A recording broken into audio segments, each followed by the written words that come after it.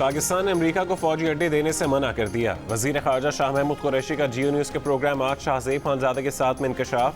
कहा, फौजी अड्डों की तलाश अमेरिका की ख्वाहिश हो सकती है। तमाम सियासी जमातों को ब्रीफिंग में कह चुके कि हमारा कोई ऐसा इरादा नहीं।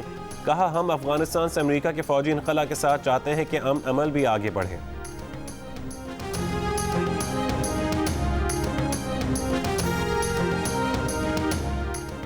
अमरीकी फौजी और हवाई अड्डों के हवाले से गुफ्तगू की तफसीलात नहीं बता सकते। अमरीका के कौमी सलामती के मुशीर जैक सलिवन का बयान।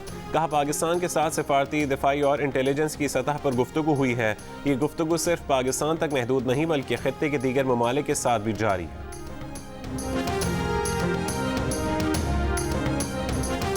बहरकी के करीब ट्रेन का खौफनाक हादसा, 55 अफराद की जान ले गया। मिल्लत एक्सप्रेस की कई बोगियां पटरी से उतरकर दूसरे ट्रैक पर जा गिरी। मुसाफिर नागहानी से संभल भी ना पाए थे कि 2 मिनट बाद ही सर सईद एक्सप्रेस गिरने वाली बोगियों से टकरा गई। हादसे में 100 से ज़्यादा मुसाफिर जख्मी। मिल्लत एक्सप्रेस की 13 बोगियां रात 3:38 पर ट्रैक से उतरी। सर सैयद एक्सप्रेस 3:40 पर टकराई, जिससे उसका इंजन और 2 बोगियां भी ट्रैक से उतर गईं।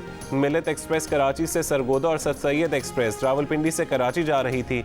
वज़ीर आज़म का इजहार अफसोस। वज़ीर रेलवेज को रेलवे सेफ्टी की खराबियों की जामी तहकीकात का हुक्म दे दिया।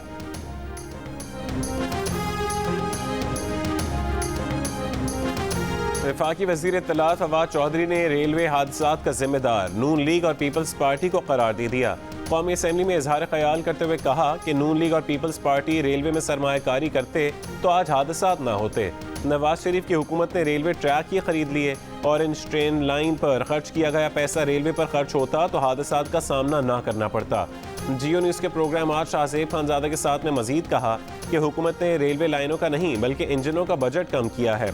इंजनों पर पैसा खर्चने की वजह से ही रेलवे तबाह हुई और साद रफीक इसीलिए नैब को मतलूब है।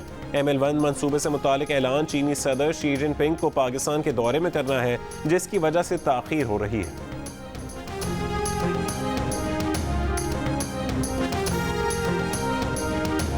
वज़ीर इत्तलात साहब, अपने करतूतों का जायजा लें। आपकी वजह से रेलवे तबाह हो गई है। साबिक वज़ीर रेलवे साद रफ़ीक का फवाद चौधरी को जवाब। जियो न्यूज़ के प्रोग्राम आज शाहज़ेब खानज़ादा के साथ में कहा कि हुकूमत ने सिर्फ रेलवे इंजनों को ही का नहीं, रेलवे लाइनों का बजट भी कम किया है। हादसात की असल वजह मुरम्मती काम का ना होना है। साद रफ़ीक ने अपने दौर में इंजनों की खरीदारी का दिफा किया और कहा कि मौजूदा हुकूमत ने कुछ इंजन मुरम्मत के लिए और कुछ बेकार खड़े कर रखे हैं। हुकूमत को कोई पूछने वाला नहीं। हमारे लिए नैब है और जहांगीर तरीन के लिए अली जफर।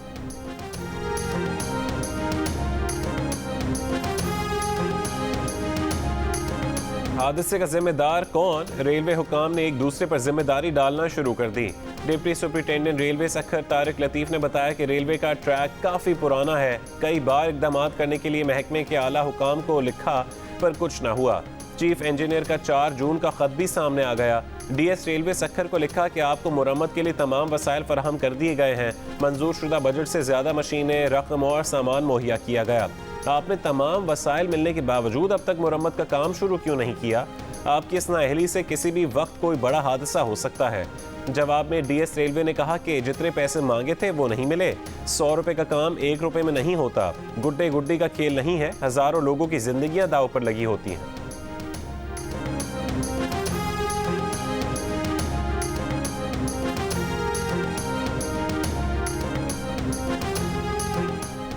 वज़ीर रेलवेज आज़म सवाती ने मान लिया कि इसमें कोई शक नहीं कि रेलवे के हुकाम हादसे के जिम्मेदार हैं।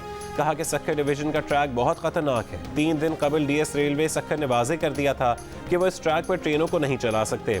आज़म सवाती ने यह भी कहा कि उन्हें रेलवे के अंदर से आवाज़ें आ रही हैं, ये एक माफिया है, खुद तहकीकात करेंगे। सखर का DS अच्छा इंसान है। आज़म सवाती ने कहा कि हादसे के जिम्मेदारों को मुआफ़ नहीं किया जाए।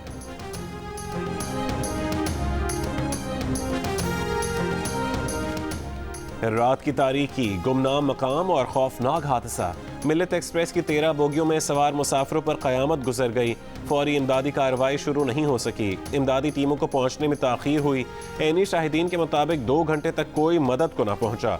लोग जख्मियों को चिंगची और ट्रैक्टर ट्रॉली में डालकर अपनी मदद आप के तहत अस्पताल ले जाते रहे। कुछ मुसाफिर ट्रैक्टर ट्रॉलियों में सवार होकर हादसे की जगह से अपनी मंजिल की तरफ रवाना हुए। बिलावल भुट्टो जरदारी का ट्रेन हादसे पर वजीर आजम और वजीर रेलवे से मुस्ताफी होने का मुतालबा। कहा, वजीर आजम तो कहते थे कि जब ट्रेन हादसा हो तो वजीर और वजीर आजम को मुस्ताफी हो जाना चाहिए। वजीर इत्तलात ने हादसे पर अफसोस का इजहार किया। हमें अफसोस का इजहार नहीं, जवाब चाहिए कि इस हुकूमत में ट्रेन के इतने हादसा क्यों हो रहे हैं। 4 बजे तक अवाम मदद के मुंतजर रहे, कोई नहीं पहुंचा। वजीर रेलवेज को भेजने के लिए वजीर आजम को ट्वीट करने पड़े। बिलावल भुट्टो की नून लीग पर भी तनकीद। नून लीग के अरकान को कागजी ओहदेदार करार दे दिया। नून लीग का बिलावल भुट्टो के रिमार्क्स और एहसन इकबाल को बोलने की इजाजत न मिलने पर ऐवान से वॉकआउट।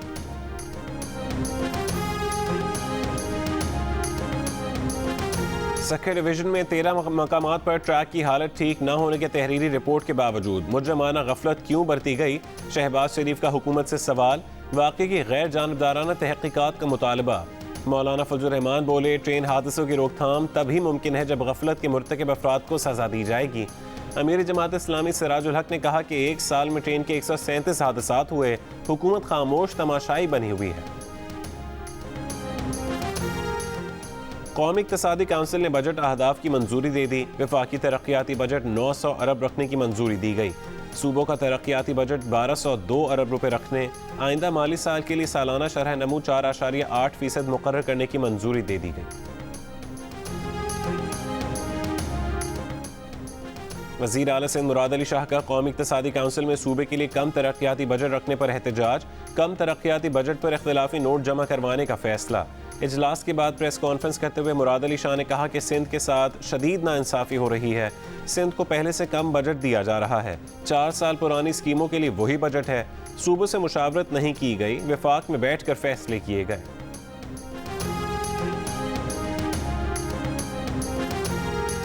वफाकी वजीर मनसूबाबंदी असद उमर ने कहा है कि हमने सिंध हुकूमत को बता दिया कि उनके साथ कोई ज्यादती नहीं हो रही, बल्कि सिंध के लिए PSDP में इससे पहले इतनी रकम मुख्तस नहीं की गई। अगले बजट में सिंध के तरक्याती अखराजात का 60% हिस्सा PSDP मुख्तस करेगा। प्रोग्राम आज शाहजेब खानजादा के साथ गुफ्तगू में उनका कहना था कि सक्खर मोटरवे के लिए वफाकी हुकूमत अरबों की सब्सिडी दे रही है।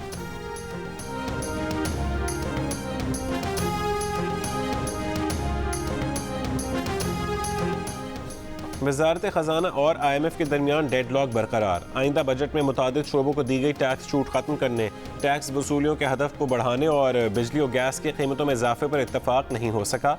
हुकूमत ने 140 से 200 अरब के इजाफी टैक्स लगाने की शर्त मानने से इनकार कर दिया।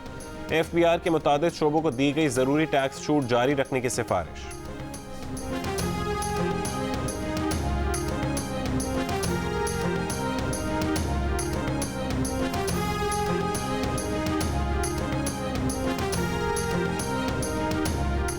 वज़ीर आज़म इमरान खान ने कम लागत घरों की आवाम तक रसाई के लिए दरख्वास्तों की वसूली के लिए मोबाइल यूनिट का इफ्तिताह कर दिया।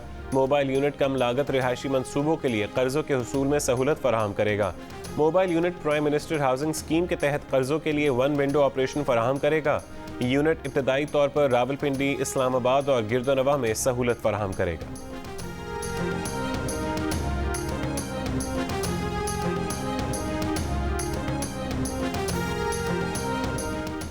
महकमे दाखिला सिंध का कोरोना SOPs का नया हुक्मनामा जारी। शहरों में कारोबार रात 8 बजे तक खोलने, बेकरी और दूध की दुकानें रात 12 बजे तक खुली रहेंगी।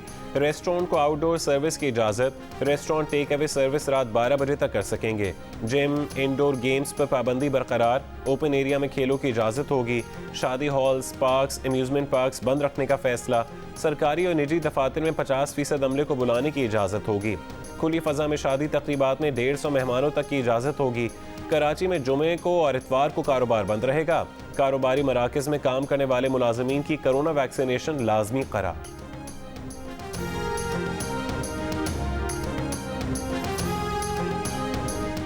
लाहौर के कज़ाफ़ी स्टेडियम में बैंक ऑफ पंजाब के ताउन से पहला drive through corona vaccination centre कायम कर दिया गया। अब शहरी गाड़ी में बैठे बैठे ही वैक्सीन लगवा सकेंगे।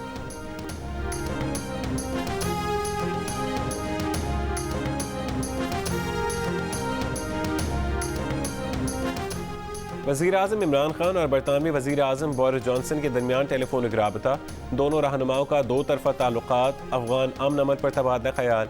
वज़ीर आज़म इमरान खान ने कहा कि अफ़गानिस्तान में तनाज़े का कोई फ़ौजी हल नहीं, बातचीत के ज़रिए तनाज़े का सियासी हल ही आगे बढ़ने का वाहिद रास्ता है।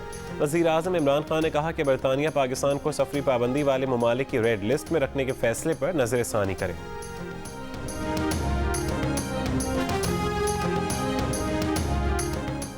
इलेक्शन कमीशन में इलेक्ट्रॉनिक वोटिंग मशीनों और इंटरनेट वोटिंग से मुतालिक इजलास। वफाकी वज़ीर इत्तलात और नशरियात फवाद चौधरी का कहना है कि अगला इलेक्शन 2023 में नए मैकेनिज्म के तहत होगा। इंतखाबी इस्लाहात के अमल के लिए अपोजिशन को अपना किरदार अदा करना होगा। चाहते हैं कि अपोजिशन इलेक्ट्रॉनिक वोटिंग बिल पर साथ बैठे। शिबली फराज इस हफ्ते इलेक्शन कमीशन में इलेक्ट्रॉनिक वोटिंग मशीन का अमली मुजाहरा करेंगे।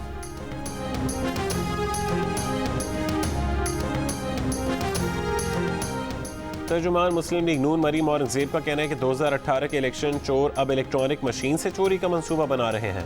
इमरान साहब इलेक्ट्रॉनिक वोटिंग मशीन के लिए नहीं, फॉरेन फंडिंग केस में पेश हों। ऑपोजिशन इलेक्शन चोरों के साथ इंतखाबी इस्लाहात के लिए नहीं बैठेगी। ऐवान को बाईपास करके की जाने वाली कानून साजी मुस्तरद करते हैं।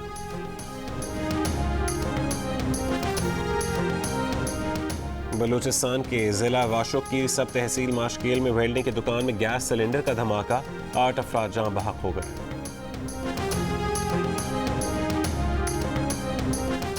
कराची में लूटमार की वारदात में एक और शहरी जान से गया। सफूरा चौरंगी के करीब डकैती के दौरान मज़ाहमत पर मुल्ज़िमान की फायरिंग से शहरी हलाक। पुलिस के मुताबिक मकतूल अपनी अहलिया के हमरा गाड़ी में सवार था। मुल्ज़िमान ने असलहे के जोर पर मोबाइल फ़ोन्स और 3 अंगूठियाँ छीन लीं। इस दौरान मज़ाहमत पर मुल्ज़िमान की फायरिंग से शहरी हलाक हो गए।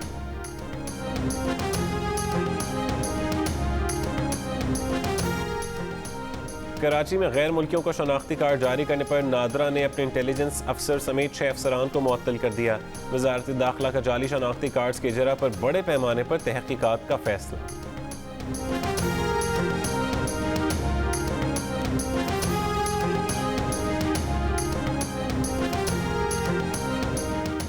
लाहौर में MPA जुगनू मोहसिन की गाड़ी पर हमले का मुकदमा नामजद मुल्जिम यासीन और 6 नामालूम अफराद के खिलाफ दर्ज। FIR में कहा गया कि हुजरा मोड़ पर 2 मुसल्लह और 2 लाठियों से लैस अफराद ने हमला किया। गाड़ी पर गोली चलाई गई जो गाड़ी को ना लगी। एक शख्स ने लाठी मारकर गाड़ी का शीशा तोड़ दिया। पुलिस ने गाड़ी पर हमले के इल्जाम में 2 मुल्जिमान को गिरफ्तार कर लिया।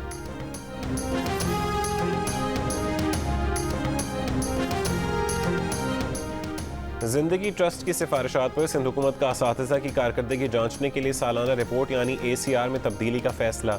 नई रिपोर्ट में अब क्लास को संभालने, मनसूबाबंदी, क्लासरूम जायज़ा, दर्स के मनसूबे की बुनियाद पर उस्ताद का जायज़ा, क्लासरूम में मुस्बत माहौल, वालिदैन से सेहतमंदाना गुफ्त शनीद और तलबा के काम की दुरुस्त चेकिंग जैसी चीज़ें शामिल होंगी।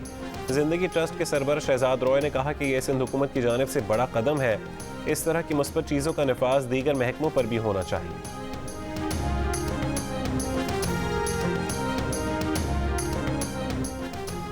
वज़ीर आज़म ने मुल्क में पोलियो मुहिम का इफ्तिताह कर दिया। 5 साल तक के 3 करोड़ 30 लाख से ज़्यादा बच्चों को पोलियो से बचाव की वैक्सीन पिलाई जाएगी। रवां साल अब तक सिंध और खैबर पख्तूनख्वा में पोलियो का कोई केस सामने नहीं आया। बलूचिस्तान के खिला अब्दुल्ला में पोलियो का एक केस रिपोर्ट किया गया है।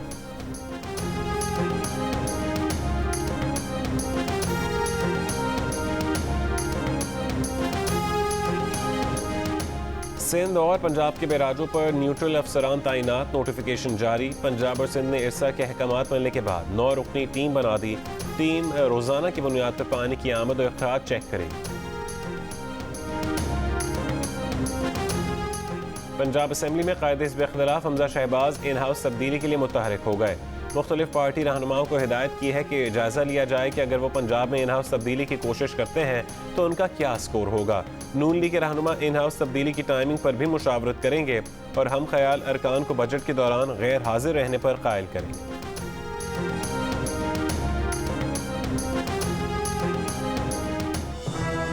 My name is Mangu, Mangu जान मंगू द वॉशिंग मशीन। दोस्तों, वक्त आ गया है कि कोरोना वायरस के खिलाफ हम अपनी आस्तीनें चढ़ा लें। भाई कोरोना वैक्सीन जो आ गई है। मामूल की जिंदगी बहाल देखना चाहते हैं तो वैक्सीन को हाँ, कोरोना को ना। आप भी आस्तीन चढ़ाएं, वैक्सीन लगवाएं। डोंकी किंग भी कोरोना वैक्सीनेशन की आगाही मुहिम चलाने में पेश।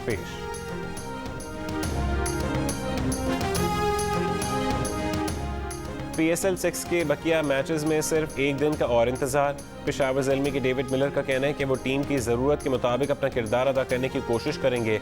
मुल्तान सुल्तान्स के ब्लेसिंग मुजारबानी का कहना है कि PSL में शिरकत से जिम्बाब्वियन क्रिकेट टीम को फ़ायदा होगा। मुल्तान सुल्तान्स के शाहनवाज धनी का कहना है कि PSL का टॉप बॉलर बनना टारगेट है।